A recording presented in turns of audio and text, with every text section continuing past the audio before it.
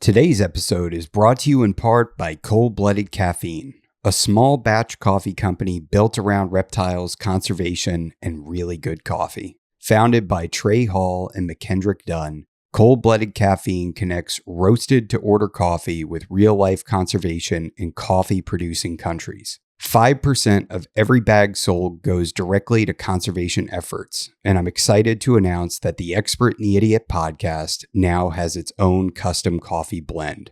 Every penny from my profits from that blend will be donated to indigo conservation through the Orion Society. If you want great coffee that actually supports the animals and ecosystems we all care about, check out coldbloodedcaffeine.com. This episode is brought to you in part by Exoterra. If you're as passionate about reptiles and amphibians as I am, you know that quality matters. I use Exoterra products on all my reptile and amphibian enclosures, which is why I'm excited to be partnering with them. From naturalistic decor to innovative lighting and enclosures of all sizes, Exoterra has everything you need for your cold-blooded companions. Exoterra, make your reptiles feel at home. This is the Expert and the Idiot podcast. If you like the show and you'd like to support us, there's a link to our Patreon in the description below. Some benefits include getting access to new episodes up to a month in advance. There's also links to USARK and USARK Florida. If you're not already a member, please sign up. Enjoy the show.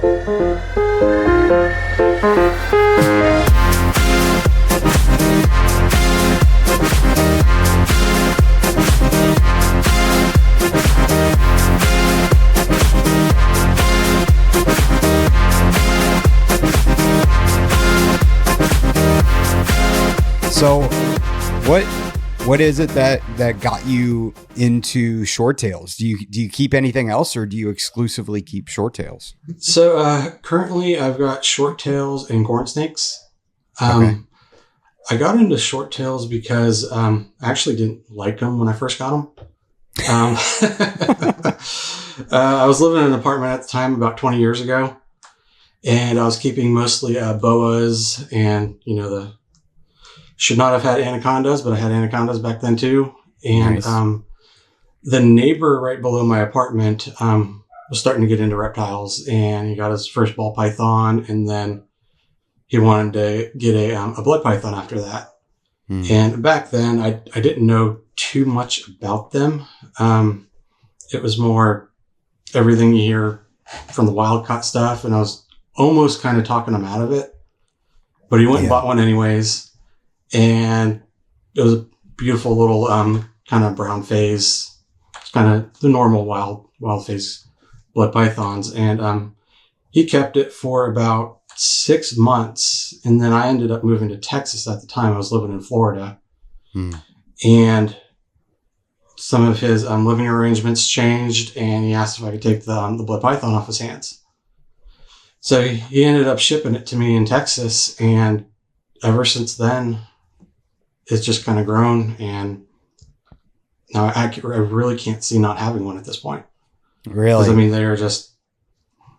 So after I got that one, my wife and I were at a Reptile Expo in San Antonio, and this was probably 2006 or 2007 at the time, and we were just kind of looking around, looking at different projects. I was still working with boas quite a bit at the time, and I had the one blood python. And we're walking around, and there's a tub just kind of sitting underneath somebody's table.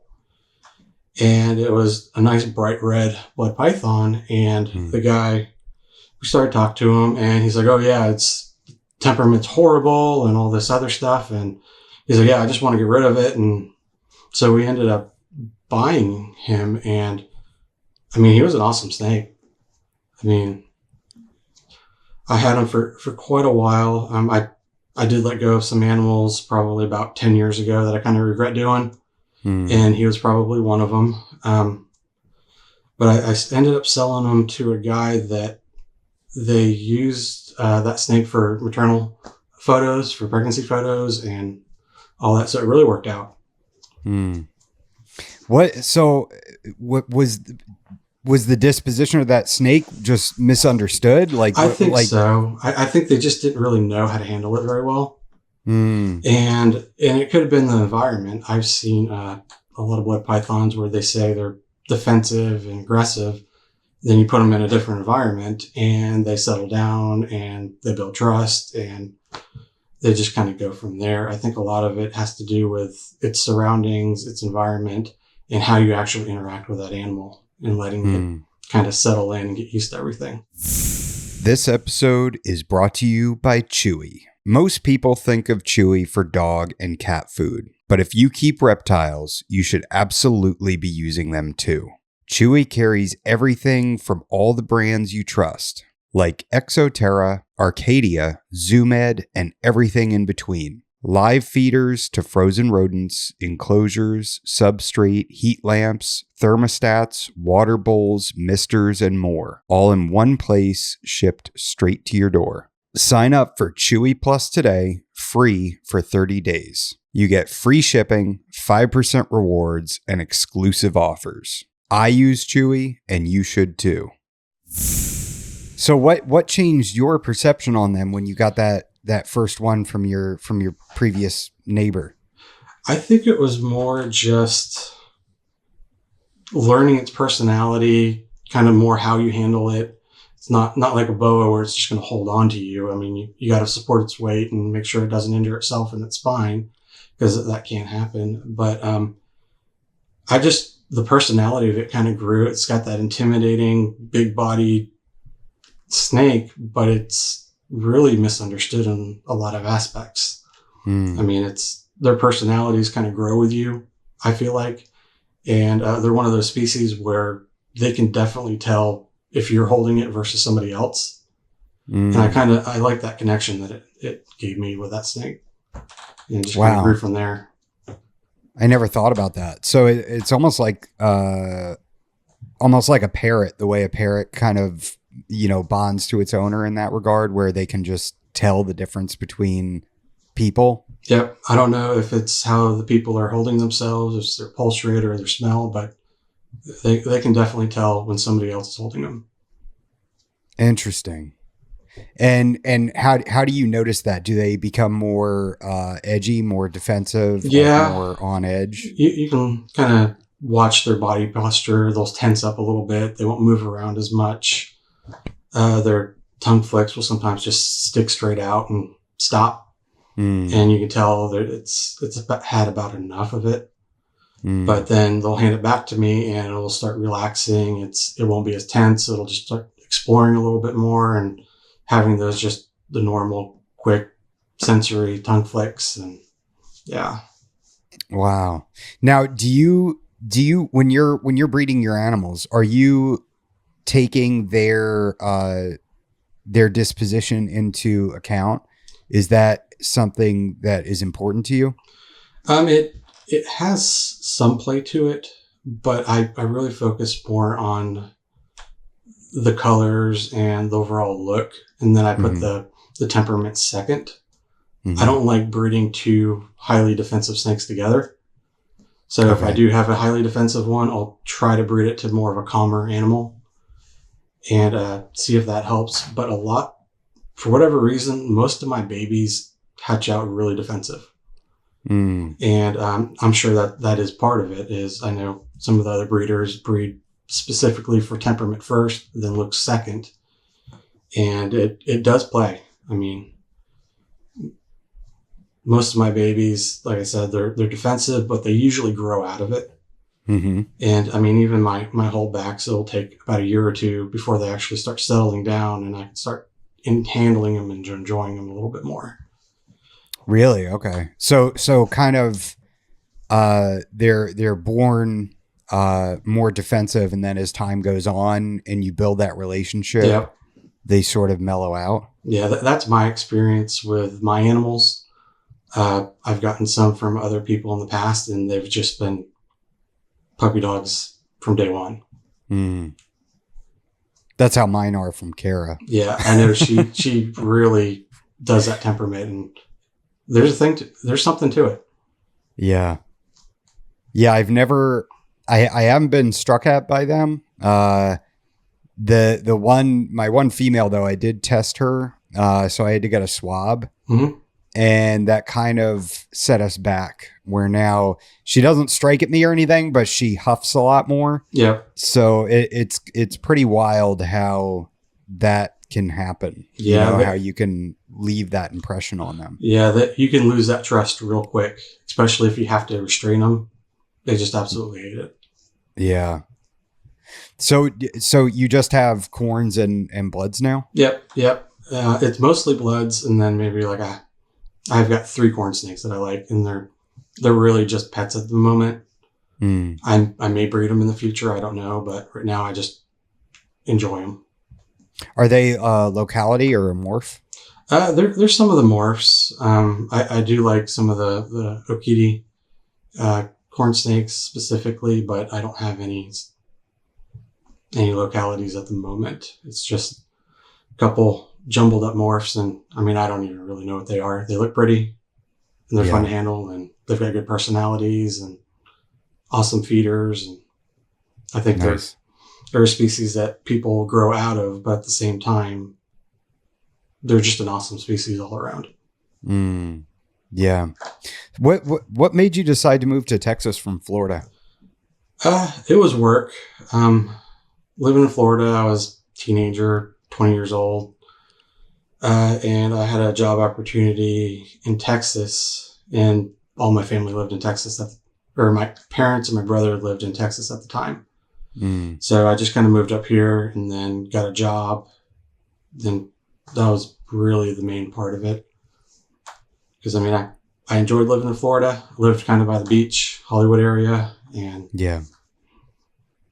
Do you can you keep Burmese pythons where you're at in Texas? Yes, you do have to have a permit to keep them. Okay. I think it's the top 5 or 8 large species, but it's a permit where you can get at any place that you can get a license, like a fishing license or a hunting license. So Walmart Academy, it's a $20 permit. Okay. And then if you want to breed and sell them, I think it's like a $60 permit. Wow. Do you think that's the way to go, that certain species like that, the really large ones, that it should require some oversight or permitting or something? I think, as much as I hate to say yes, just because I'm not big on the laws kind of controlling what we do, I think the hobby needs to control itself a little bit better in some aspects. But that's a difficult question for me to answer, just because I have mixed feelings on it. Yeah. I can see the benefit of kind of common sense type laws. Sure. But the problem is, then they always advance to just BS laws that restrict what anybody and everybody can have. Yeah. So there's a fine line there, and I really think government kind of oversteps if you start letting them. Sure. Yeah, my whole thing is just, being in Florida, in a state where you can't have, any of the large species, even though there's no retics out, that have, been established or anything. I wish that I had the ability to do it, whether, some process to go through rather than absolutely no ability, Yeah. Oh yeah. But I don't believe in all out bans. Yeah. And granted, we have a problem here, but I don't think that an outright ban is going to really, it will solve it. So it will solve like animals being released. Absolutely. But you're still going to end up with people that are okay with doing things illegally, keeping those animals privately. There's no way around that. Yeah. My opinion is it more promotes people to release them that keep them illegally to begin with, because they don't care at that point. Yeah. Yeah. I think that if they made it to where you could get them and there was microchipping involved and it was very well regulated, I think that would be a much better system. Yeah, definitely in Florida. Yeah, absolutely, for sure. That way, if a large one gets, is found or something, they could scan it, see if it, or, you know, there could be, you know, rules on that too, that if you have a berm and it goes missing or it's unaccounted for or something, you need to report that immediately, and, you know, and then they can be on the lookout for it. Yep. I agree on that. Yeah. It's, you know, and I don't know, like I think about Texas sometimes and some of the other, you know, more southern states. And I think like, well, it could just as easily take hold there, you know? Yeah. Yeah. I'm assuming. Our temperatures are a little less tropical in a lot of Texas because we get a little bit more extremes. Our winters get a little bit colder, but not to an extent where I think it plays a huge factor.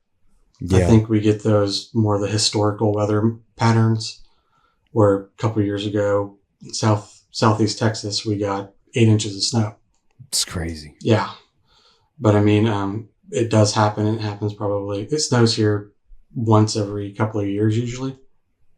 So I think that would help kind of limit the established populations. Sure. If it were to have escape pets or however that went about. I know in Florida they blamed a lot on Hurricane Andrew. Yeah. So less likely to get established, but there will be the random animals that can survive. Yeah. So I want to go back to your green anacondas. Were they greens or yellows? I've had both. You've had both? I've had both. So you had those and you were talking somebody out of a blood python? Yeah, kind of. Yeah. So what was it like keeping those in an apartment? It wasn't too bad. Landlord never really came in. Mm-hmm. And if they did, I just kind of threw a blanket over everything because technically you weren't allowed to keep snakes in South Florida in an apartment. I mean, oh wow, I forgot that was in Florida. Yeah, that was when I was living in Florida before all the big laws got put into place. So this was 2004, 2005, and I just kind of had enclosures in my kitchen, my living room, and wow, yeah. The yellow anaconda was actually my favorite. He was a little bit spunky. I mean, you never really knew what he was going to do because he was kind of a little bit unpredictable. Yeah. But, I mean, a beautiful animal. And I got him to settle down quite a bit to where I didn't really ever worry about him being too defensive. But, I mean, he was just a great animal. He got to about 7 foot. Wow. Yep. He came with me to Texas when I did move, and I ended up selling him to the Sedgwick County Zoo up in Wichita, Kansas. Oh, really? Before some of the other legal battles went about going across state lines. And yeah. So before that went into play, I ended up selling him to Wichita, the Sedgwick County Zoo, and kind of got a background tour of their facilities, and it's kind of neat. Yeah, that's awesome. And did you have greens in Florida as well, or was that at another time? I did have a green, and I mean, this was back when I probably shouldn't have had one.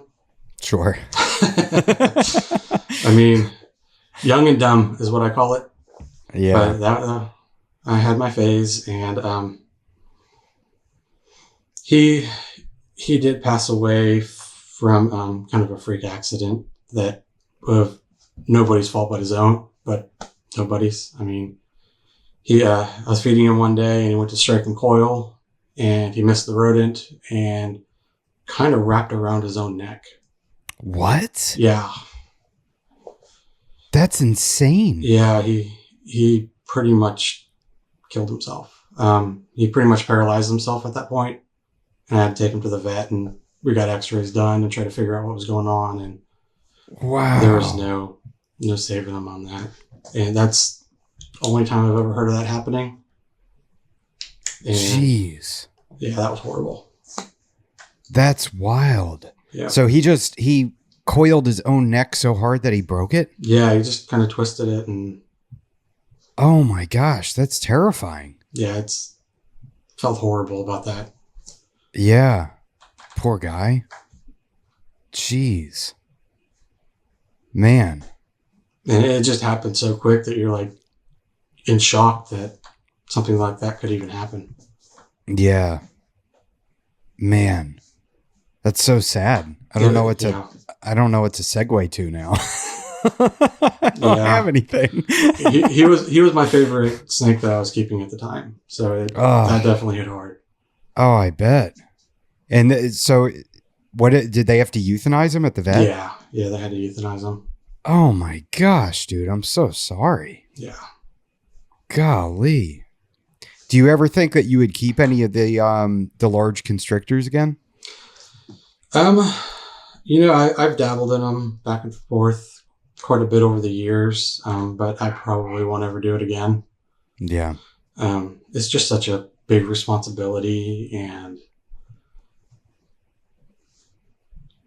with me doing it mostly, my wife's got her own hobbies as well, and I really feel like any of those large constrictors, you need minimum of 2 people when you're doing anything with them, just to be safe. Mm-hmm. And to me, in my lifestyle, it doesn't work out. I mean, I did used to have some large species. I've had retics and berms and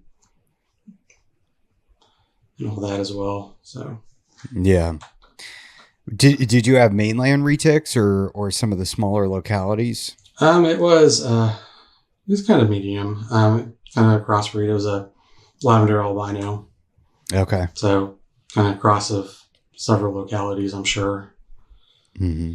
And I had him for a while, and that was probably about 10, 15 years ago.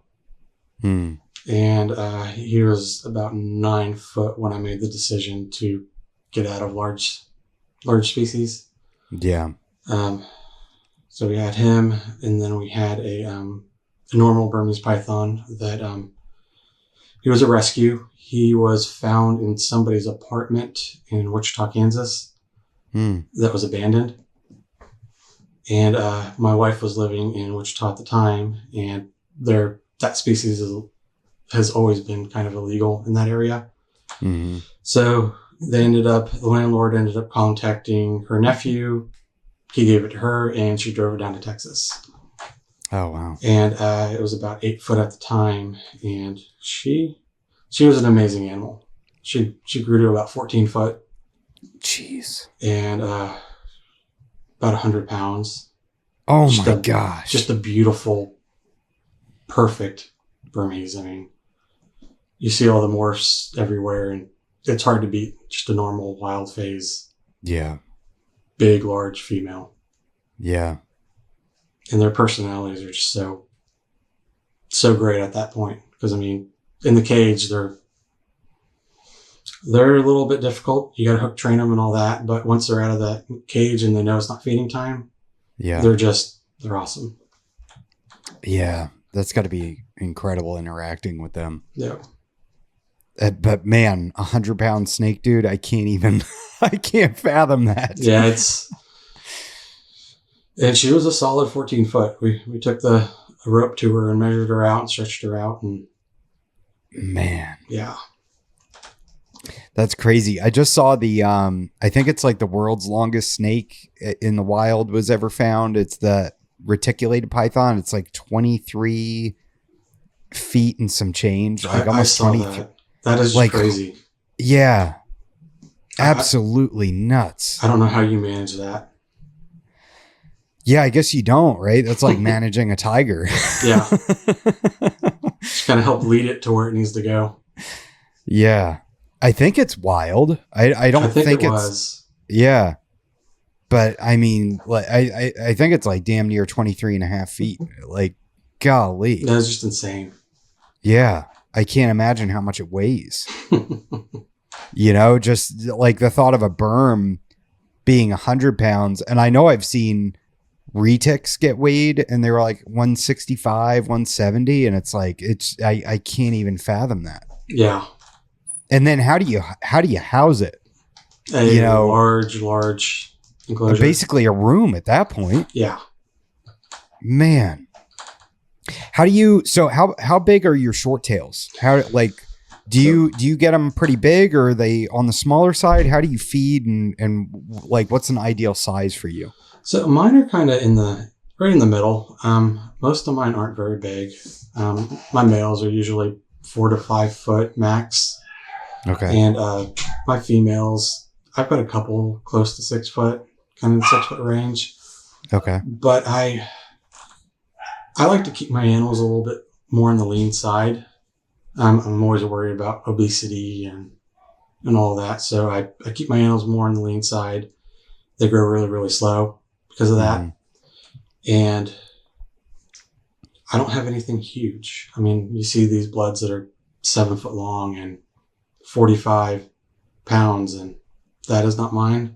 My average female is probably between 5 and 5.5. Okay. Pounds or feet? Feet. Okay. How many pounds are they at that length? About 15. 15 pounds? Yep, 15 to 18 pounds usually. Okay. And how are you feeding them to keep them around that size? I feed them, everything in my house gets frozen thawed. So the males eat about once every 4 to 6 weeks. Mm-hmm. And my adult females about every 3 weeks. And I just feed them a large to extra large rat. And they just maintain that. If I see that they're getting a little bit heavier than I would prefer, I may stretch that out an extra week and just kind of judge it from there, or step down on the sides of the road. And I just kind of judge my animals on how they look, how they act, and that sort of thing. How do you feed them for like their first year of life? So the first year, I start them off weekly. And after about 6 months, I may stretch that out to about every 10 days. And then, I mean, I know a lot of people have designated days that they have to feed every day at this day and this amount of days. And I kind of spread it out a little bit. So some weeks I may feed every 7 days, and then sometimes I'll go every 10 days, and I'll just kind of mix it up a little bit. Mm-hmm. Okay. Yeah. And like I said, my animals grow slow, but at a steady pace. What food item are you feeding for that? Like once you get like to the end of that 6 months, between 6 months to a year, usually what are they on? They're usually on small rats at that point. Okay. So about a year, they switch to small rats. Okay. Then usually 18 to 24 months, they go to mediums. Okay. And once they're beyond a year, are they eating like what, every 2 weeks or so? Yeah. Once I switch to rats, I'll usually just go from large mouse straight to rats, to small rats. Mm-hmm. Every now and then I'll switch to rat pups or weaned rats and then go to smalls. But a lot of times I'll just go straight from mice to smalls. And then they'll stretch out about to every 2 weeks. Okay. And then I try to stick with that until they get some size to them. Okay. And then once they're adults, the males you're feeding every 4 to 5 weeks. And 4 to 6. 4 to 6 for the males. Usually I'll do a medium to a large rat for them. Okay. Then my females every 3 to 4 weeks with an extra large. Okay. And what about fasting? Do you take them off food at all during the year? I don't. I just I always try to stay with that time frame on my feedings, and I personally don't see a reason to fast them on my aspect. The only time my females don't eat is when they're gravid. So that is really the only time they fast. Is that a you thing or a them thing? Do they refuse food, or do you just say? I used to offer it for the first week or two after their post-ovulation shed. Mm-hmm. But most of the time they just don't take it. Okay. So I just kind of stopped offering it for the most part. If the female's acting like she's hungry when I'm feeding, I'll offer it. But when I get to about 2 weeks, when I'm expecting eggs, I will not feed anything because I don't want to. I don't know the whole science behind it, but I don't want to take the risk of damaging the embryos inside by them striking and coiling. And Yeah. And what about like, do you do any kind of cycling to get them to breed? Are you doing like a temperature cycle or? I don't do anything. I do have a window in my reptile room, Uh-huh. and I've got the blinds open all the time. So I just kind of let the natural light cycle happen. And I've always had good luck with that. I don't ever cool them. I keep them at an ambient temperature of between 80 and 82 degrees usually. And in the winters, I mean, it may get a little bit more drafty just because of the window. But I don't do anything real special. I let nature kind of take its course and do its thing. Okay. And do you keep them like what's the humidity that you kind of target for keeping them? I try to keep everybody right around 60 to 65% humidity. I don't really see a reason to go any more than that unless they're in shed. Then I'll miss the individual enclosures daily or every other day in that aspect. But as long as you have fresh water in there and have at least 60% humidity, they're usually pretty good. I'm pretty happy. Okay. And how do you maintain that humidity? Because 65 is pretty high.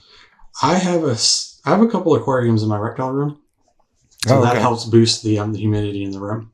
Yeah, that's a good idea. I used to run a humidifier set to about 60, and it was more work than it was worth.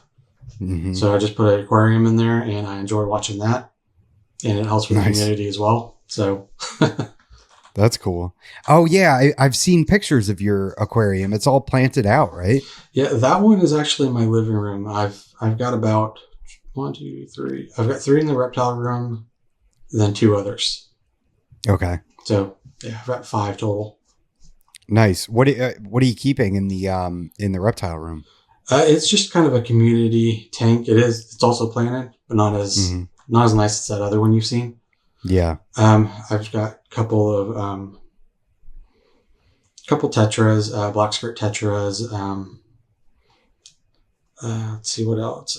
Some Roseland sharks. So I guess they're called Denison barbs. That sort of thing. Nice. And then my big aquarium in the living room is mostly around plants and small schooling fish.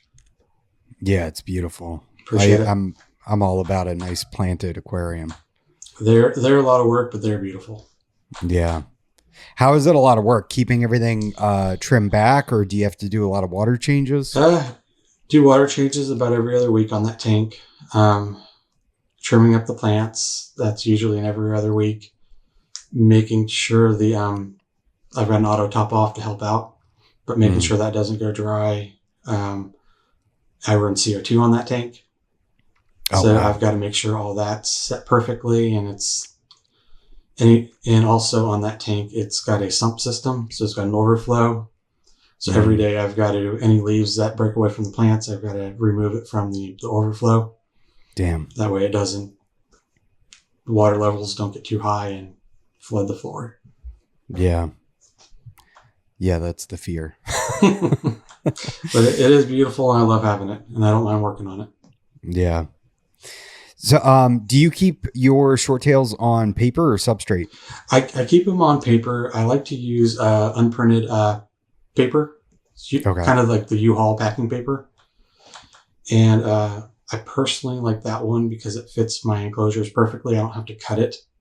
It just keeps that maintenance down a little bit, and it's easier to just grab a couple sheets, and replace it as needed. I have tried multiple different substrates, and I've just always come back to that unprinted paper. I used to do Reptile chip. I've done mix that with sphagnum moss. I've done cypress, regular newspaper, indented craft paper, corrugated cardboard, and I just always like the look and the ease of just replacing the unprinted paper the best. Okay. And what size enclosure do you keep your adults in?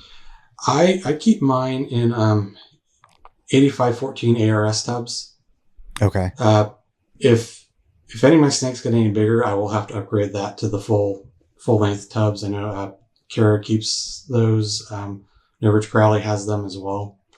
So if any of my animals get any bigger, they will have to upgrade to those. But they've kind of stopped growing at this point. Some of my females are a little bit older, and they are where they're at. Yeah. So I haven't had to at the moment, but if they do get any bigger than what they are, I will have to upgrade those. And so do those tubs have the window on the front? They do have the window on the front, and they are before they, because currently there is a taper on the newer ARS tubs, and mine are just straight. So I feel like you get a little bit more floor space in it. Okay. So I'm a little bit more comfortable with that. Plus, you've got that extra height in them in the 8500 series. Okay. So when they coil around a rodent, they don't hit the top and have issues closing the tubs. And yeah. So I know some of the more shallower ones, you've got that issue. Yeah, I remember, I think it might have been Rich that I was talking to. I was thinking about getting like 4x2x1 enclosures for mine. And he was like, go a little taller because they're going to bite and wrap and you're not going to have any space. Yeah. Yeah, and, you'd be amazed how tall a wrap on an adult female is. Oh, yeah, I'm sure. Yeah, I mean, their bodies are so wide. And they are. Throw a couple coils around a jumbo rat or a large rat, man, forget about it. Jeez. So how long, like when did you get really serious about shorttails and start breeding them and working on projects? So I just kind of did it more as a hobby thing back in the day. I think my first clutch was in 2009. Mm-hmm. And then I didn't really get defined into selective breeding until about 2012. And from there, it just kind of, I try to improve my quality every single year. And if I don't think my pairing is going to do that, I just flat out won't pair until I have the correct pairing, because I'm not a numbers guy. I like to have small numbers and get the best quality that I can possibly get. Yeah. And how do you select for, like, how do you pick out your holdbacks? I look for cleanliness, rich colors from the start. I know everything mostly hatches out brown. I've noticed a lot with the redhead stuff, they hatch more of an orangish peach than they do brown a lot of times. So I'll try to pick the ones that I feel are a little bit richer. And I've sometimes the snake won't sell, and I'm thinking, well, you know what, that was for a reason, and I'll keep that one. Yeah. As they start to mature and you start seeing it in person, because it's so difficult to catch them in photos on the color. And I mean, I'd love to be a photography guy, but I'm not. Everything I have is just cell phone photos. Yeah. And sometimes I'll wait 6 months and decide, you know what? No, I want to keep this one. Yeah. This one's a little bit cleaner. It's got a little bit deeper colors and it has a look I want. Yeah. You know, I really can't believe with bloods how fast they grow, but how little they shed. Yep.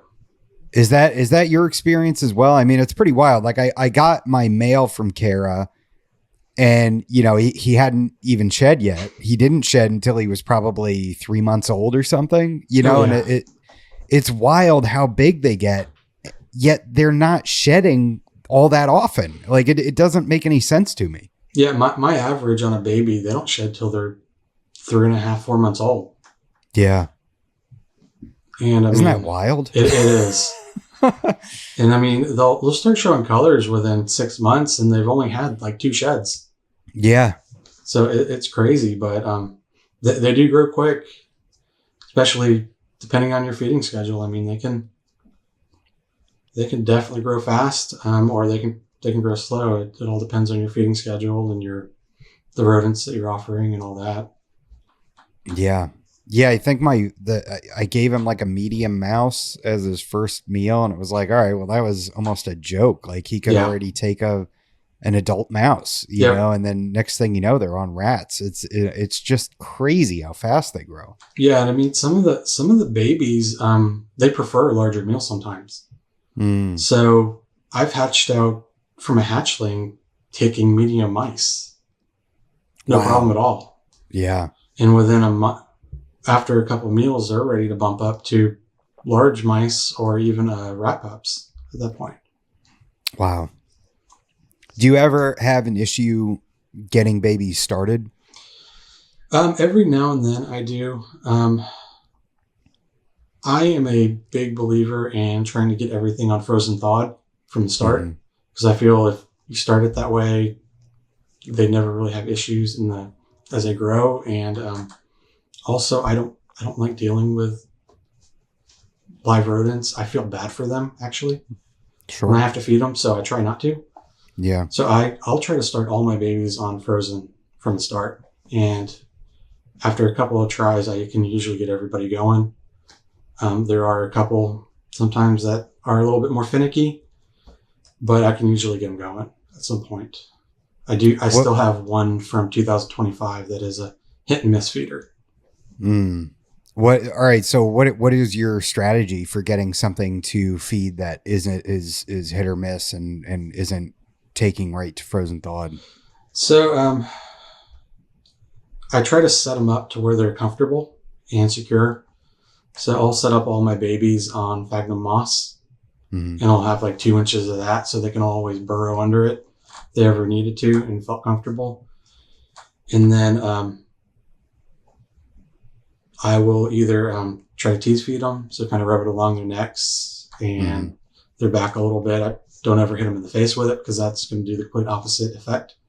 Yeah. And then usually they'll strike a couple of times, and then if they don't strike and coil, they will sometimes just kind of strike and stay there with their mouth Yeah. on the rodent, and I will just simply walk away and watch from a distance to see if it'll eat it, and 9 times out of 10 it does.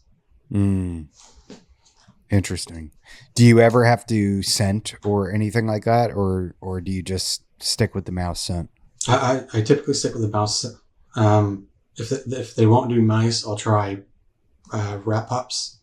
Okay. And sometimes that makes a difference, but usually they like mice better. And Mm. I'll try different sizes because I mean the individual animals sometimes they want a larger presence and sometimes they want a smaller one. So I'll play around with that as well. Mm.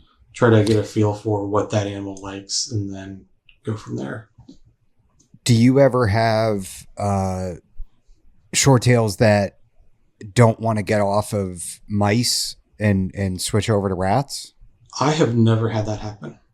Okay, good. I've never had that happen. I've heard of it happening, but Yeah, I don't have that experience in the 20 years I've been working with them. cool. Yeah, that seems like it would be a nightmare Yeah. if you did have to feed them mice. I've had the opposite. I've had a blood want rats but won't take mice, which I mean I'm all for that. Yeah, that's fine. No big deal. That's interesting. So Yeah. so I'm assuming that was probably a baby then? Yep. Wow. Yep. They'd rather a rat pup than a mouse, and they never Huh. like mice. Interesting. Yeah, I've had a small handful of that.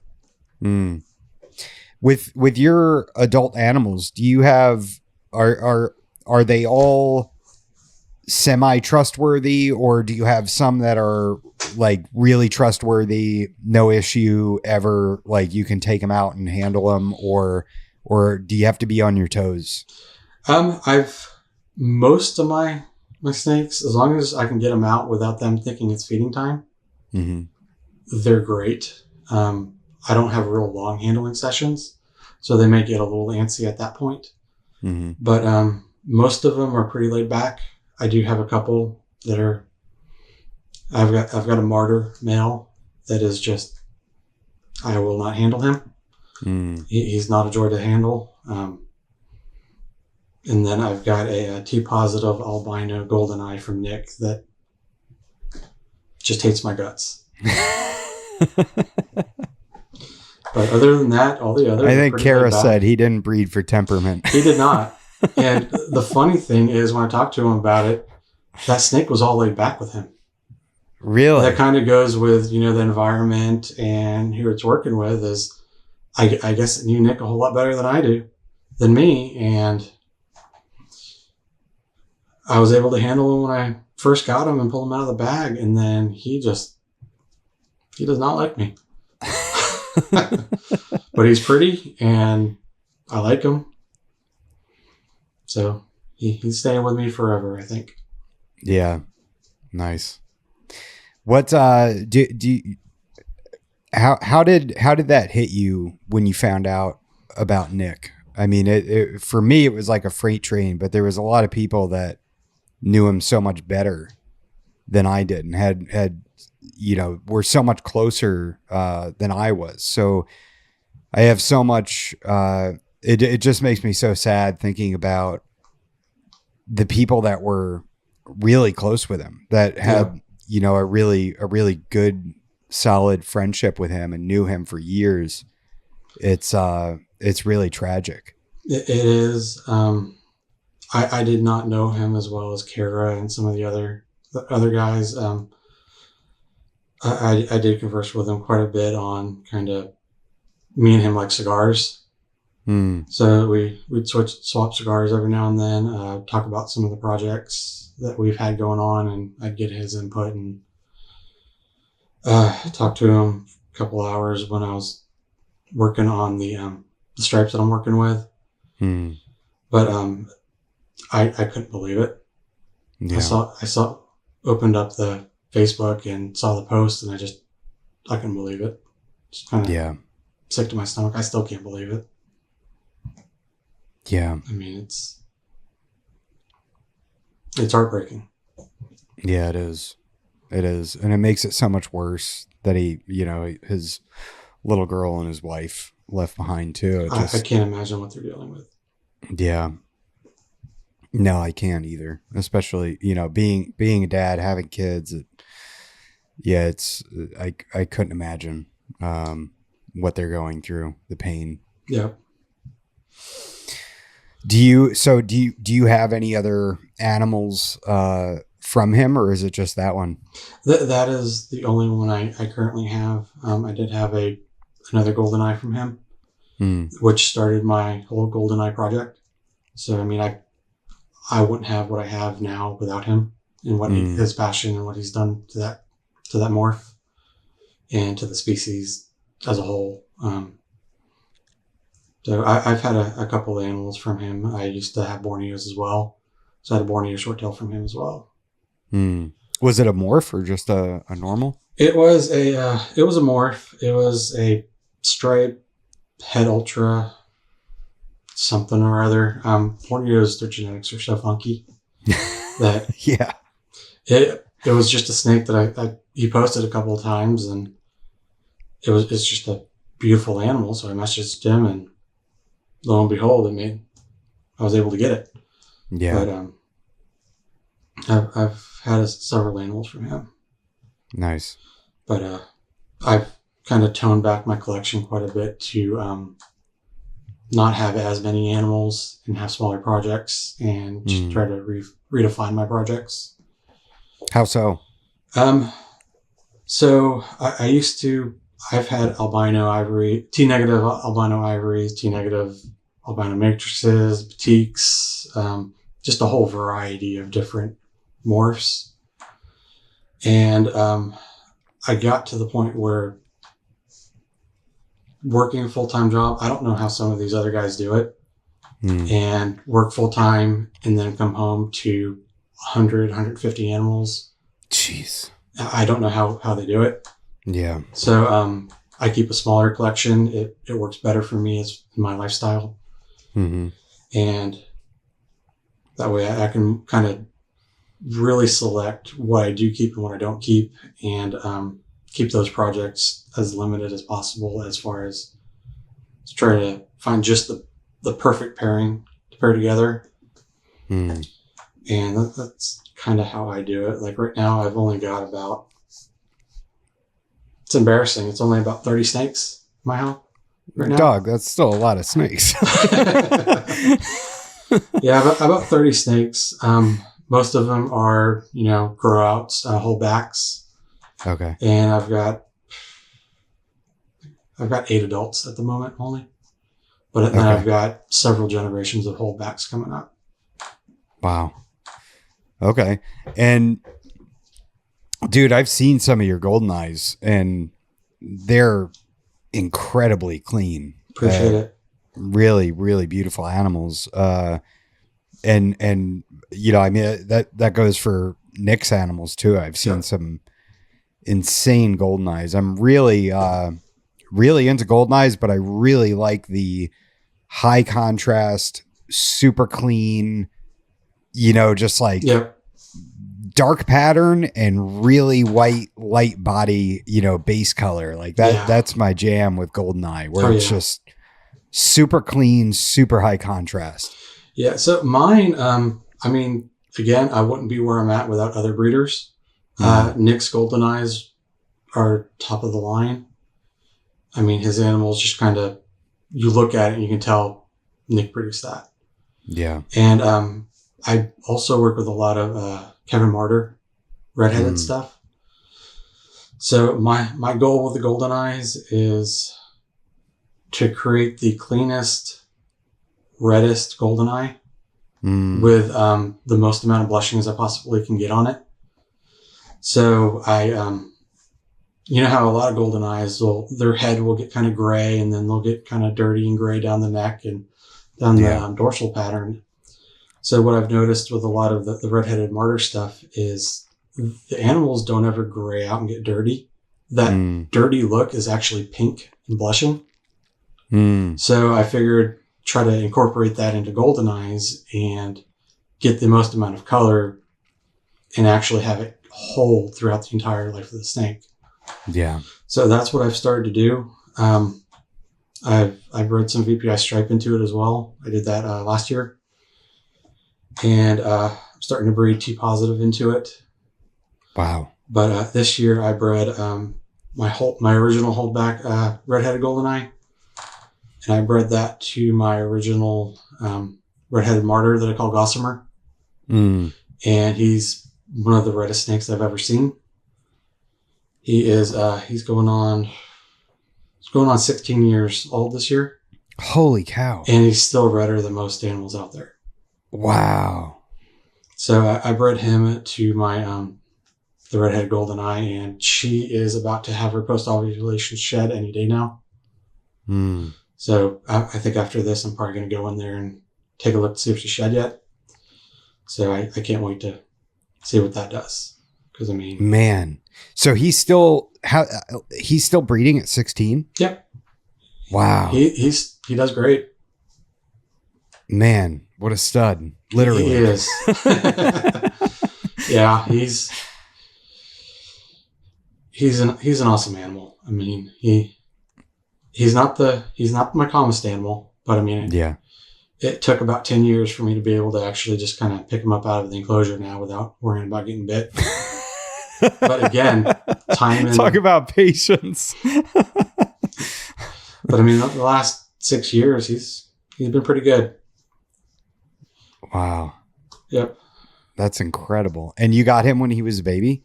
I got him when he was, I think, 1. So okay. I think I got him in 2011 or 2012. Wow. Damn, dude. That's wild. Yep. And I've got a female from that clutch as well. Man. And they're awesome animals. I mean, you'd look at them, you wouldn't have any idea they're that old. That's incredible. I wonder how long short-tails can live in captivity. I wonder what the longest lived short-tail is in captivity. I don't know. It'd be interesting to find out. I would think they could probably live 25, 30 years. I mean, I would think. Yeah. Yeah. If they're not way overfed and, bred into the floor. I'm sure I mean, a lot of people just completely overfeed them. And there's so many obese bloods out there that, I mean, it gets me paranoid about overfeeding. Yeah. Yeah. Same here. Just because I don't want that to happen. At the same time, you don't want to underfeed and cause other issues. Yeah. So, I don't want to have Jabba the Hutt for a snake, you know, Yeah. and I feel like they kind of get sort of a bad rap for being these like big, you know, fat snakes, you know, but you see, you know, like Sean Perry's animals don't have that appearance, you know, his always look amazing. Yeah, his look incredible, and I really think that he's very dialed in with his feeding, you know, to where, you know, you don't look at it and go, geez Louise, what a slug, you know. They have this tiny little head too, you know. And now that with your 16-year-old animal, do you see him like are their heads larger and more bulky too? Because I often wonder that, like, when you see them with these tiny little heads and this huge body, if that's just them growing way too fast. I think it has to do with them growing way too fast, personally. All my animals, their heads look in proportion to their bodies. So, I mean, at 16 years old, he doesn't have a massive head, but it's not small. Yeah. I mean, it looks right. And same thing with the female that I've got at 16 is her head just looks perfectly proportioned to her body. Yeah. Where a lot of them, I've seen that is they've got little pinheads on a 30-pound snake. And I think that has a lot to do with it. So it does. I just looked it up. It says short-tail pythons generally have a captive lifespan of 20 to 30 years with proper care. Extreme age records in the same way as ball pythons. Blah blah blah blah blah. Ball pythons living over 60 years. I've heard of that. That's crazy. Yeah. That's wild. Yeah. People don't realize how long they can live if taken care of properly. Dude, what? Yeah, that's real. It was a ball python in at the St. Louis Zoo, lived to be 62 years old. That's insane. 62? What the hell? That's crazy. And here we are with our ball pythons, feeding them like every other day to reproduce them by, 2 or 3 years old and breed them into the ground. Oh, yeah. And you know that they're just loaded with visceral fat and dead within probably 8 years. Yeah, I mean, anytime they do a necropsy on them, I mean, they're always full of fat. Yeah. And it's almost any species. Yeah. I know that. And that is my biggest fear, is that I'm overfeeding my animals and you can't see it. You can't see it on them because they have the visceral fat, not subcutaneous fat. So it's like when you see these snakes, like you'll see like videos of people with Morelia where the head and the body, like the neck, are like the same width, and you see that and you're like, that's so much visceral fat. Oh yeah. Around the organs and inside the body, that it's expanding the body out that far. It's sad. That's terrible. It's so terrible. And then it's like, and how do you tell that person that they're way overfeeding without being an asshole too? Yeah. Like it's not your place, right? Like, but at the same time, like, you want to help them because they think that they're doing right by the animal. I would hope. Yeah. I mean, a lot good keepers would try to, would listen in and try to get the advice, but there's a lot of people out there that they can't give advice without just being an asshole. Mm-hmm. I mean, just some people generally don't know, and you've got to try to approach them in that aspect and more of a caring persona, and not become all defensive and calling them out on it, but more, hey, have you tried this, or have you thought of this? And have that conversation versus just flat out being rude. Yeah. Because, I mean, that doesn't help anybody. Most people get defensive, or they'll just stop asking questions at that point. Yeah. Yeah, that's the hard part is like, it's so hard communicating through text, which most of us do nowadays, most of the time. And it's really hard to convey tone. There's times where I knew that my tone wouldn't come through in a message. So I've sent people voice messages and I'm like, hey, I want you to hear my voice and hear that I'm not being hostile towards you at all. And that I'm not, I'm not trying to be an asshole right now. I'm trying to just, I'm just talking, trying to give advice and yeah. Or anything, even if somebody, has stepped out of line, and you're trying to let them know as kindly as possible. Everybody gets so defensive now, Oh, it's difficult. Especially online, Facebook, everybody's got their own opinions and they voice it. But as far as that aspect goes, a while back, Kara set up the mentorship in the Blood Python group. I think that was an amazing idea to try to help people that are really getting into it or just trying to learn more. Yeah. To communicate with some of the breeders that have been doing it for 20, 30 years and been working with the species. Because, how else are people going to learn without talking and having those conversations? Yeah. And getting the real life experience. Are you a mentor? Are you partaking in that? I think I am part of it, but I don't get too many people message me. I know Rich probably does, Kara probably does, and some of the other guys. I don't post very much.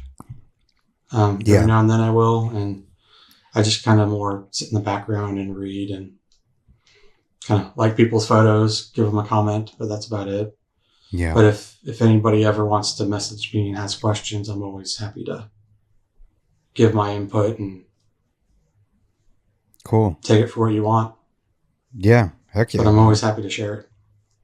So I've got your shirt on here, which I appreciate you sending me. Appreciate it. What's the significance of this picture? Why don't you just tell me what it is? That is actually my first red-headed golden eye in the egg still. Oh, wow. So it's kind of just peeking out a little bit. So I thought it was a cool photo when I took it. It was crisp, it was clear. It's a beautiful animal. Yeah. And I kind of cropped it so you just kind of see the eye and it's all centered. I think it's just an amazing photo, and it fit perfectly around what I was playing around with in Photoshop. Yeah. Heck yeah. So let's talk about the ZGR stripe line. Sure. Talk to me about that. So that is, I was real hesitant on even naming it that. Just because of one, it doesn't technically orient from wild caught animals. It's more of selective breeding. And I had a baby hatch out in 2012 that is I had two animals out of the clutch hatch out that were 3/4 to 80% striped along the top dorsal. And the pairing for that one was an animal that I purchased as an adult. I have no background information other than it was a 2002. And I was told Ryan Norris produced it. Okay. I have no idea if it's true or not. I don't have any reason to doubt it. So I bred that animal to another animal that was had a import female as a dam, and then his sire was a VPI. But there was no technical stripe lineage in any of the parents or grandparents. And so produced two of those. I ended up keeping one. I sold the other. And I bred her to a martyr back in 2015. I'd have to look at my records. But I bred her to a martyr, produced more stripes. And I kept one of those. Ended up selling him to Matt Gerbrandt, and I forget who has him now. But so that one I named him Amos. Bred him back in 2017. He produced stripes. Oh wow! So then kept a couple of those, and then after that, in 2023, I bred my original 2012 to a unrelated martyr redhead and produced more stripes. And so there's a couple different generations breeding the very similar look. So I contacted Tracy Barker, and me and her have had some conversations, and we think we traced it back down to an animal that she had that she never bred it out to kind of dial in on that look. Mm-hmm. So she told me to kind of take it. I've done all the work for it, kind of put my whatever name I want to it. So I was trying to think of just a generic name to name it, not anything to do with me, because one, they're not from any animals I imported. Yeah. It's a project I was working on and ended up getting lucky, I guess. And talked to Matt about it, talked to Tracy about it, and then I talked to Nick about it, and I spent about 2 hours on the phone with Nick discussing it and kind of some of our other projects. And he told me to just go ahead and name it CGR or Zack line, because I put all the work into it and all this other stuff. I still don't know if that was the right call, but I did. And I mean, that's kind of how it all went down. And like, I don't take full credit for it, because like I said, it came from animals that possibly could have originated from VPI. Yeah. But a line that's not associated with any of the other lines that she's working with. Okay. And where do you see that going? Are you continuing to refine that project, that line? A little bit. I've kind of dialed back on it because I've been focusing more on the GoldenEye stuff. I have I still have my original 2012, and she's probably going to stay with me forever. She's an awesome snake. Her temperament is she's just awesome. But yeah. I've got two holdbacks from 2023 that I kept. One is a redhead. One is a normal head, dark head, but bright orange, and it's got a nice little stripe all the way down its body and side stripes as well. And then the redheaded one has a dorsal stripe and not side stripes. Okay. So I held those two back. I'll probably end up breeding them into my GoldenEye stuff at some point, just because that's really the project I'm trying to focus on most. Okay. Because if I start doing 10 different projects, that 30 snakes turns into 100 really quick. Yeah, I bet. Yeah. So what about your redhead project? Are you trying to work that into more things? Yeah. So all my redhead stuff is originated from Kevin Martyr. Uh-huh. And I pretty much want to breed that into everything. Yeah. Because the color of Kevin's stuff is just insane. Mm-hmm. The redhead, I think, just cleans up a lot of that pattern that you kind of see dirty out and gray out. And I'm trying to just get it as clean and as crisp as in contrast as possible. Yeah. And I've noticed as I start to breed that into some of the other animals, they get more of a yellow hue to them versus the red or the gray. And the yellows are more vibrant and kind of neon looking, especially in the GoldenEyes. So I'm kind of curious to take that project as far as I can and just see what they do, see what it does in the long run. Yeah. I think this year is going to tell a lot on the potential of it. And then I've got the T positive G from Nick that So I'm starting to breed T positive into it as well. Wow. And then I've got the VPI stripe that is still some of my holdbacks. I'm keeping those and breeding that into it as well. So the foundation is going to be the red-headed goldeneye and then branch out from there. Mm.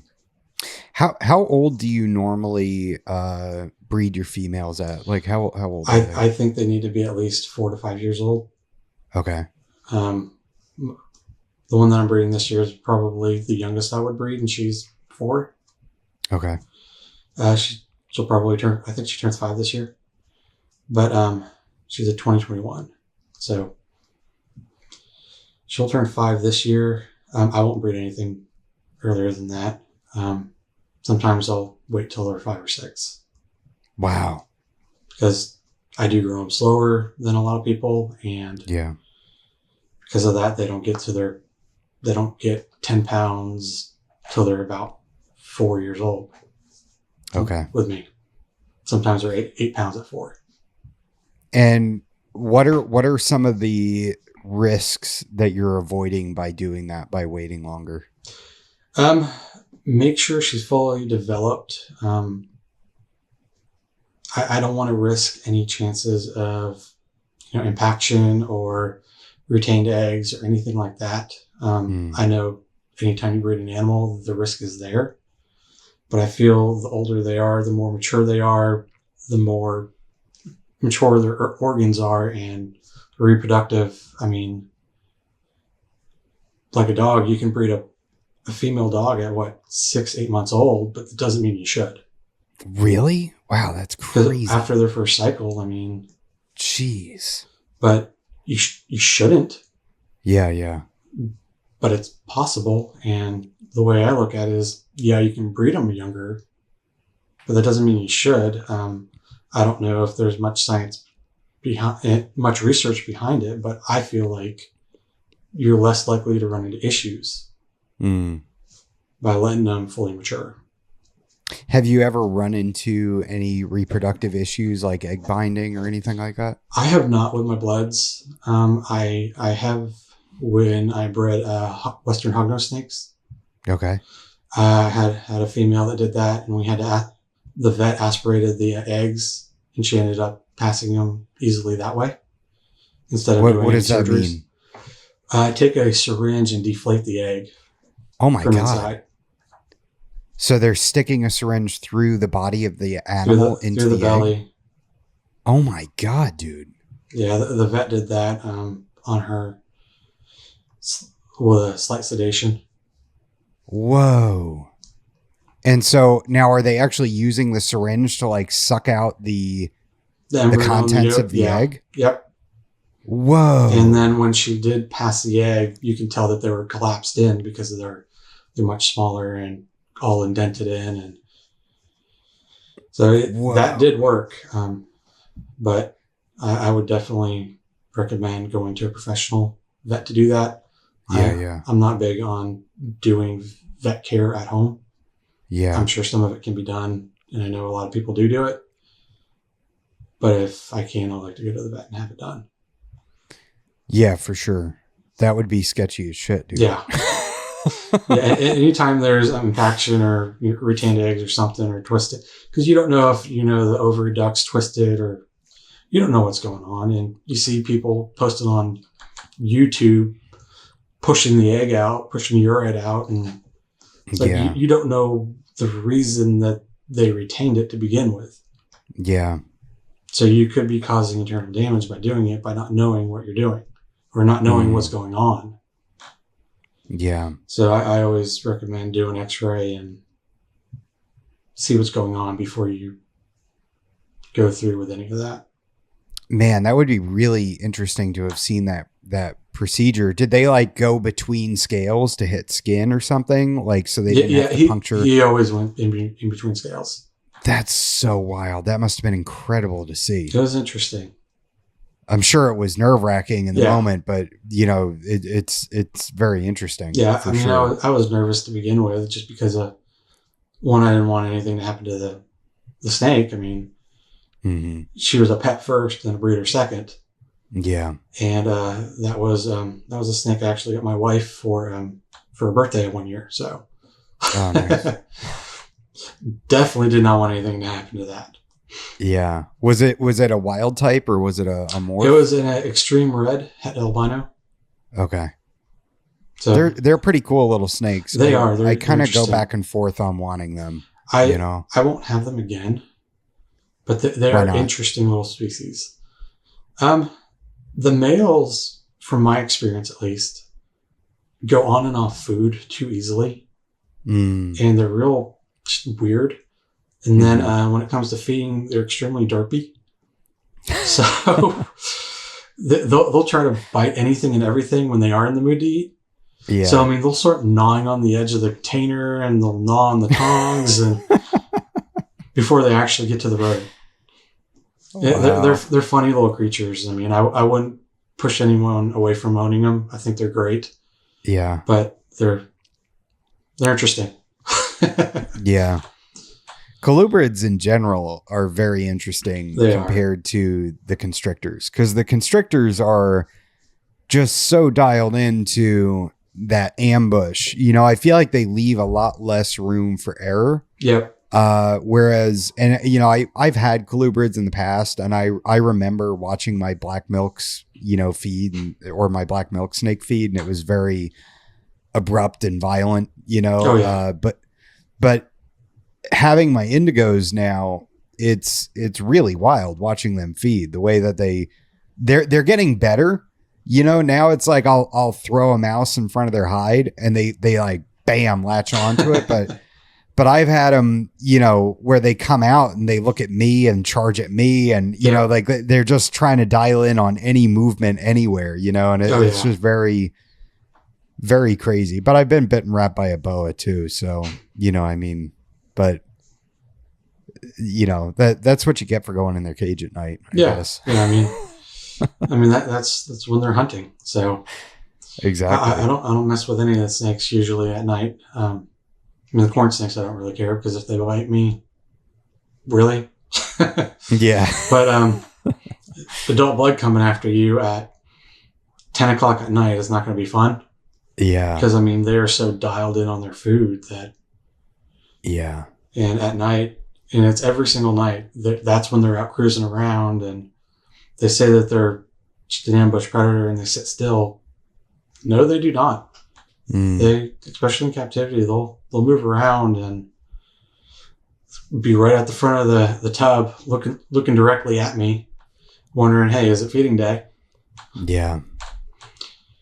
Yeah, mine, you can tell too. It's very obvious when they're switched on. I mean, their heads move quickly and twitchy, and you know, it's like, oh man.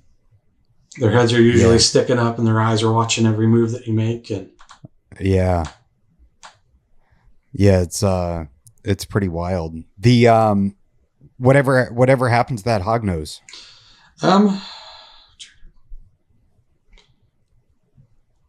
Man, you're making me remember something. I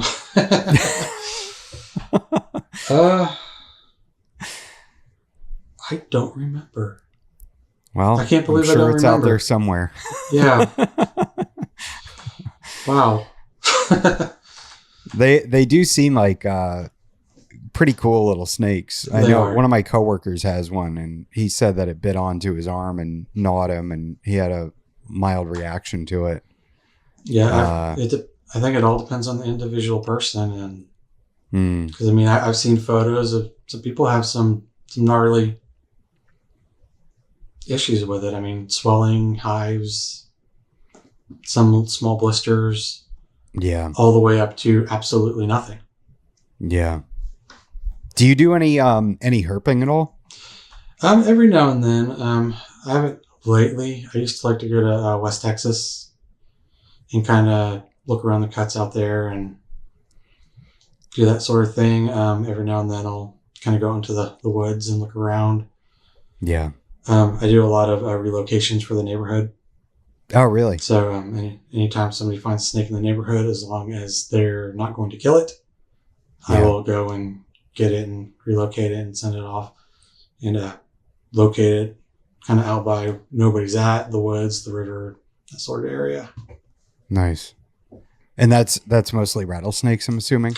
No, we actually don't have very many rattlesnakes where I live. Oh, okay. I know probably about 15, 30 miles north, there are pygmy rattlesnakes. There used to be a location that had a good population of them. Lately, I have not heard of anybody finding any more in the past 10 years. There are some timber rattlesnakes out there. And I mean, they are around here, but they're extremely rare. Yeah. They're more in the Piney Woods area up here.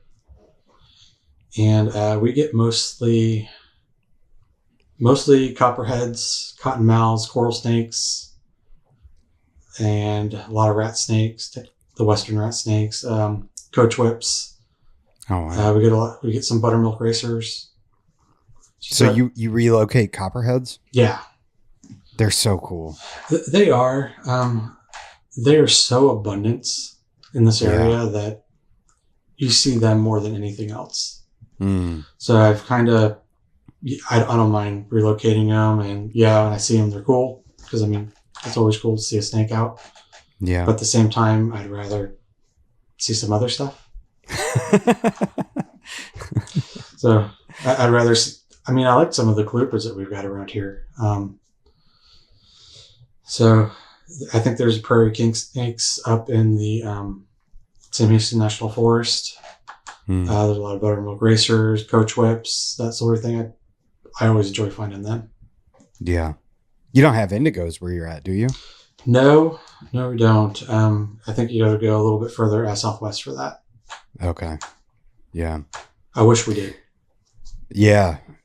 That's what I have. I have Texas indigos. They're beautiful animals. They're so cool. You've got the ones that have a little bit more red to them, or? So I got a black phase and I got a red phase. Oh, nice. Yeah, I got a black phase female from Kevin Butts, and I got a red phase male from John Michaels. Nice. And I figured just I was torn between, do I want red or do I want black? And then I'm like, why not just have both? And yeah, if I breed them, I breed them. It's not keeping them is my number one goal. And they're so rewarding. They're just such cool animals. Yeah. They're really neat. The female's a little bit more, she's going to take a little bit more work. The male is very mellow and laid back, and the female rattles her tail a lot, and she's just a little bit more on edge, a little bit more high energy, but she doesn't strike or anything. She's just more on edge, more alert. Yeah. Yeah. I haven't gotten the privilege to work with them very much. Yeah, you probably couldn't even get Texas indigos. No, we can get Easterns. Yeah. There's a guy that breeds them and vends some of the local shows that has them. Oh, really? Yeah. Nice. Dude, you should get one. Everybody should have indigos. They're cool. They are. And you can feed off your stillborns and everything to them. Luckily, I don't have very many of those. Yeah. Do you ever have any like slugs, or do you mostly get good solid clutches? Last couple of years I've been getting really good solid clutches. I did have a couple of years that I did get a lot of slugs, and I couldn't really dial in what was going on. So I wish I could tell you what was going on. That way I can learn from it. But I think I was keeping them a little bit hotter than they wanted to be. The males, at least. I was giving everybody a basking spot, and the males had a basking spot of about 86 when they were digesting. And I didn't tone that down to cycle them when I was breeding them. And I think that had a lot to do with some of it, because it wasn't just slugs; it was infertils as well. Oh, interesting. So normal eggs that are just infertile. So I kind of dialed it into that. I lowered my temperatures a little bit. Now I just do mostly ambient temperatures. I will sometimes give my females a basking spot if they're gravid. Okay. But that's really about it. What are your temperature ranges? My room stays at about 81 to 82 degrees, Okay. and everybody seems happy. Okay. If I keep them any hotter than that, I feel like they get a little bit antsy. Yeah. And then if I leave them any cooler, I feel like their digestive system slows down quite a bit Mm. in my aspect. I could lower it in the evening and then raise it back up the daytime, but I just keep it at 81, 82, and everybody seems good. Mm. So I just leave it Okay. 24/7. Do you maintain your website, or are you switching over to Morph Market, or are you just doing both? Like, do you just pepper a little bit on Morph Market and maintain the website? I need to do better about maintaining my website. I use it mostly for herp stats, and then Yeah. I'll use Morph Market more for my reptiles. Every now and then I'll put my reptiles on my website, but I don't like to sell anything without actually talking to the people, Sure. because I don't like the click now and buy it, and then they shouldn't be owning animals to begin with, and now I've got to Yeah. go through the whole refund thing. And so I like to talk to people before I actually commit to sell it to them. Mm. There's too many people out there that either A, get over their heads too quickly, Yeah. or they shouldn't be having them to begin with. And then Yeah. there's those other people that are just the dream customer, that they want to give that animal everything and anything it ever could possibly ever want. And anytime they've got questions or concerns, I want people to reach out to me. Mm. My biggest fear is people not reaching out to me and then something happening. Yeah. So that's a big part of that. So I do have some on my website, but it's mostly just herp stats, and I do have disclaimers on my website saying nothing ever ships out without contact and prior communication and all that sort of thing. That way I can make that decision on if I want to go through with that sale or not. Yeah. Do you have like some examples of like why you are that way? Like, have you had negative past experiences with customers where you sold to them and then found out after the fact that they're not an ideal customer? I have. I've had just a small handful of those situations, but one of them was a guy that he did really well for a long time. And then I heard through the grapevine that his animals ended up getting dispersed through other people, and a lot of them ended up being emaciated and respiratory issues and all sorts of other things.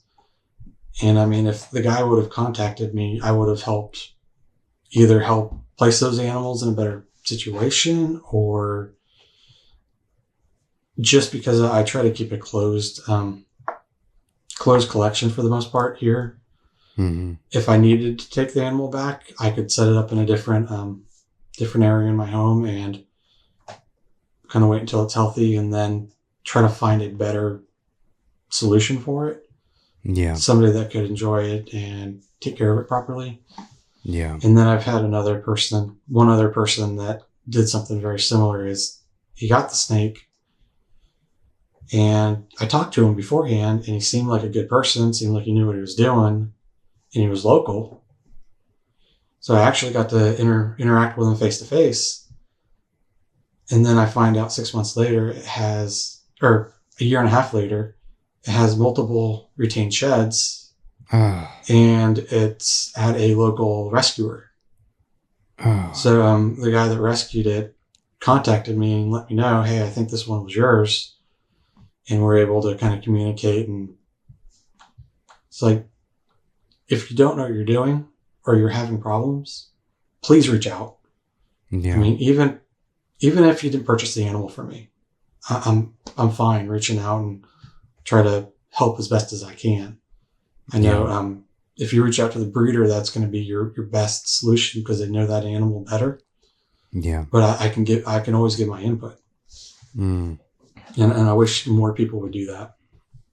So that kind of made you gun shy just to sell to randos. Yeah. I don't really vend expos anymore either, because I think it's great for getting people into reptiles and great for, meeting new people and networking, and a lot of the people that go to expos do know what they go there for a specific reason.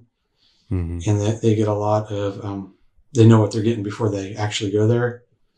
But you do get a lot of kind of window shoppers, and I don't want my customers to be window shoppers. I want them to think through the decision before they actually make it. Yeah.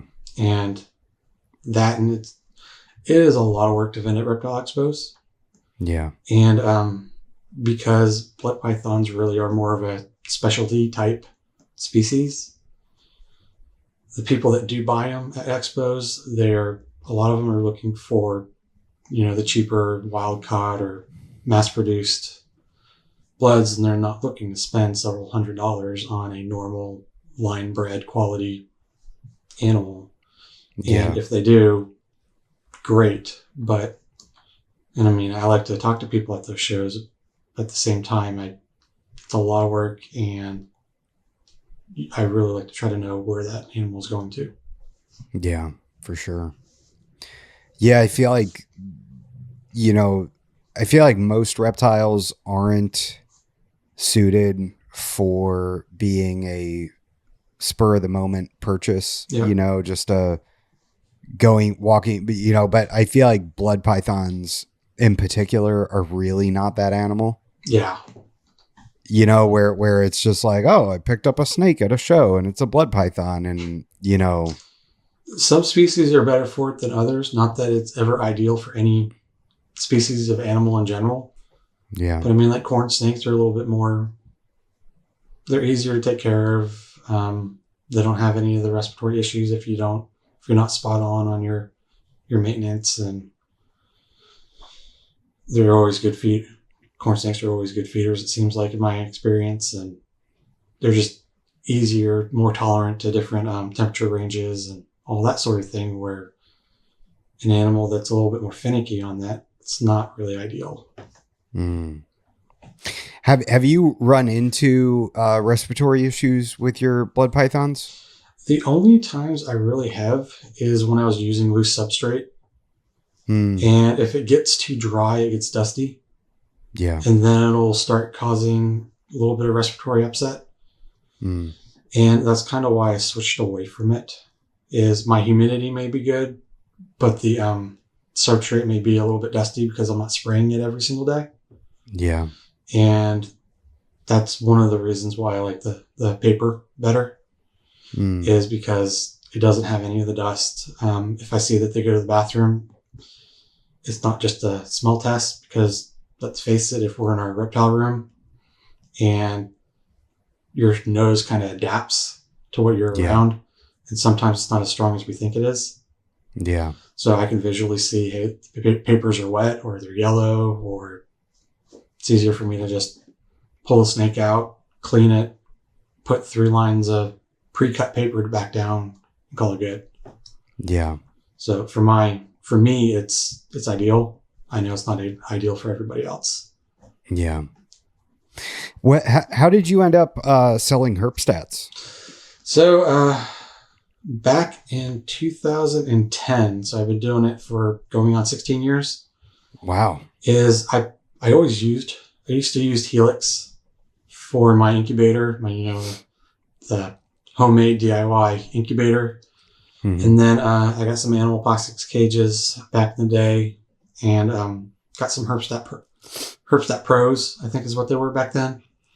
And I liked them, and I kind of got in touch with Dion after using them a couple of years, and kind of asked if he's interested in doing a wholesale, not a wholesale, but a resale type thing with me. And he had an opening, so I started doing that, and I was doing some of the local expos at the time, and so I was selling them at the reptile expos. And since then, I do mostly drop shipping now, just because of they're pretty much, they are exactly brand new. When you buy from me, they ship directly from Spider Robotics. Yeah, I The noticed advantage that when I for got me, mine. yeah, that way there's no extra shelf time. Yeah. Also, when you do that, the manufacturer warranty, they have record of your reptile, of your herpstat, that's shipped directly to you. Nice. So you've got that direct connection for that. And also, I try to cover shipping on most orders that I can. Yeah. So it's cheaper coming through me than it is directly in most cases. Yeah. But either way, it's coming from the exact same place. Yeah. Yeah. I would highly recommend people buy herpstats from you because there was no shipping, and yeah, it was nice. Yeah. The only time I add shipping is if you're buying like accessories without a thermostat, because shipping costs a little bit more and the markup on them is not enough to where I can bite that cost. Yeah. Yeah. But it's really not even I recycle anything that I get from that back into the animals. Heck yeah. So it just helps out with the food bill. I mean, yeah. Rodents ain't cheap right now. they are not. Yeah. Not like it used to be 10 years ago. Yeah. What company do you use for your feeders? There's a local breeder here that I use. There's a couple of them. Nice. But I've tried several different places. I've tried Big Cheese. I've tried Rodent Pro. I've tried Pro. Is it Pro Reptiles? I think is what it was called. Or Perfect Prey, I think, is another one. Yeah, I use them. They're good. They were always good. Very they're clean. Yes, they're just a little bit more in the pricey end. If you can afford their rodents, they're good. Yeah. But locally, I mean, I like to pay cash. Yeah. When I can. So he meets 15 minutes from my house. So that's what Nice. I typically do. Does he package them and everything? Yeah. He breeds them. He euthanizes them, freezes them, packages them, and meets you. Oh, nice. Yeah, that's perfect. Yep. Yeah, and then you avoid the shipping cost and everything. Yep. And then there's certain sizes that I like to get from a certain vendor at one of the reptile expos, just because mostly I like them and like to give them business when I can. Yeah. But that's typically where I get mine. I wish I had the time to breed my own. Yeah. But same. I'd rather enjoy the reptiles and not have to work that aspect of it. Yeah, it is a lot of work. And I tried doing rabbits for a period of time. And then it brought roof rats in. Oh, no. And they were all over the house, and we could hear them. Oh, that's a nightmare. It was a nightmare, and the nightmare gets only worse. When the rabbits started breeding, they ate all the baby rabbits. Oh, no. Yeah, I mean, literally a nightmare, going out and finding just rib cages, essentially, was all that was left. It was absolutely horrifying. And then updating the cages and wrapping them in wire, and the rats were still coming in and eating the feed that would fall through the bottom of the cage, So it was like, we got to the point where I'm just like, I can't do this anymore. I had traps out and everything. I was doing everything I could but there's no taking them out. We're surrounded by woods, by just pines and palmettos. For every 2 that you take out, there's 4 waiting in line to come in behind it. Yeah. And that did not go well. Yeah, I could not handle that. I do wish there was a good rabbit breeder around here. because I did like to feed those every now and then. Yeah. But I don't have a good source for that now. Yeah. Yeah. Yeah. And it was honestly a surprisingly difficult endeavor. Like I thought it was going to be a lot easier. But I think we got a couple litters, and then our male died. He jumped in his cage and broke his own neck. Oh no. And that was our only buck. And then we had to select a holdback male from the litters that we produced. And we ended up finding a really good, we kind of found the most docile male and held him back. But then we had to wait for him to hit maturity to reproduce. It was all drama. It was all drama. That is entirely too much work. Yeah, it was. It was for sure. I think I kind of underestimated. And then we had hurricanes come through, and we had to bring all the cages into the garage, during the hurricane, and take all the roof panels off the hutch and everything. It was pretty crazy. Yeah, I don't miss dealing with hurricanes. We do every now and then, but not like 2004, 2005 when it was 4 hurricanes going across the state. Yeah. Where in Texas are you? I am in Conroe, so it's about 50 to 60 miles north of Houston. Okay. Right on. Yep. Yeah, it's Florida last year was, I think, the first year we haven't had a hurricane make landfall in like a decade. Wow. And it was magical. For sure. What spot of Florida are you at? I'm like 90 miles south of Tampa. Okay. Yeah, going along the Gulf Coast. So a little bit south of St. Petersburg. Yeah. Yep. Cool. Well, is there anything else you'd like to touch on? Let's see. We covered quite a bit.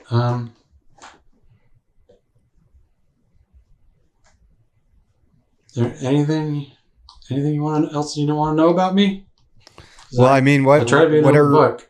What are you what are the biggest projects you're working on this year? Like what are some of the things that you're really excited to hatch out? So this year I'm only doing the one pairing this year. And it is that red-headed martyr bred to a red-headed goldeneye. And my goal on that clutch is to have some insane red into the goldeneye project, because there really isn't that much color, it seems like, in the goldeneyes as far as reds. When you do have it, it's kind of like a burnt orange, it seems like. Yeah. So I'm really curious to see what that does to that overall project. Yeah. And that is my biggest thing right now, is just fine tuning it and getting the best of that project. Yeah. But yeah, right on. That's really about it. Hopefully I didn't bore everybody. No. What kind of incubator do you use? So I've got one that was custom made for me. He was a cabinet guy, and I got it in Louisiana. It is it's about 5 foot tall by 2 by 2. And it's got wire shelving in it, heat tape that goes more than most incubators have. It's on pretty much all sides except for the front. Wow. And then I've got a couple CPU fans inside of it to help circulate everything. Nice. And I will, that is what I use. I've got a Herpstat Intro Plus built into the face of it. So it's all incorporated in. It's a real nice incubator, and it holds perfect temperatures for me. Nice. What are your incubation temps? I like to keep it at about 88. Okay. So yeah, 88 degrees. I've noticed at 89 they hatch out a little bit faster, but the babies seem to be a little bit thinner and you run into a little bit more chances of having kinking with those higher temperatures. So 88 is about as high as I go, and they still take 65 to 68 days usually to hatch. Okay. For me, every now and then it'll go up to 70. Right on. But I've tried a couple different. I know a lot of people have they'll like perlite, vermiculite. Some people like water, just on the bottom. I've tried some of those other substrates, and I've always come back to vermiculite, kind of 50-50 based on weight and of water and vermiculite, and that's always worked well with me. Then I'll kind of do press and seal on the very top, and kind of burp the container every week. And right on. I've had a lot of good luck with that. When do you normally get eggs in the season? So I usually get eggs in April is usually the most popular time for me. And then they usually hatch in June. Okay. But I've had a couple of years where it's been random. I've gotten eggs in January before. Oh, wow. So not often, but April's usually the most common month for me. When do you normally pair? I usually start off in November, kind of the beginning of November. And I just leave them together, pull them apart to feed for maybe a couple of weeks like a week at a time. I'll pull them off and put them back together after everybody's fully digested. And I just kind of let them do their thing. I don't really force anything or try to do anything complicated. Yeah. Blood pythons are very easy to breed. Yeah. And if you've got a male and a female and you keep them healthy and in a good environment and the right temps, chances are they're just going to do it if you pair them. Yeah. But light cycle, I think, plays a big factor in it. And since I just do the ambient temps or ambient lights from the window, it just kind of does its own thing. And you think that having the lower temps for the males helps their sperm quality? I think it does. I think it helps their fertility. Yeah. If you keep them too hot, I feel like it kind of kills some of the viable sperm in them. Yeah, sure. And it does. I think it does play a big factor. I talked to Kevin Martyr about it before as well when I was having some issues. Yeah. And he suggested dropping the temp, and it worked. Right on. So hopefully it continues to work out for me, and hope I get nice big healthy clutches and hell yeah, man. All right, brother. Well, I appreciate it, Zach. Thanks so much for coming on, and thank you for the shirt and and hooking me up with my latest herp stat, which will be helping keep my my blood pythons nice and warm. I truly appreciate it. Hell yeah, man.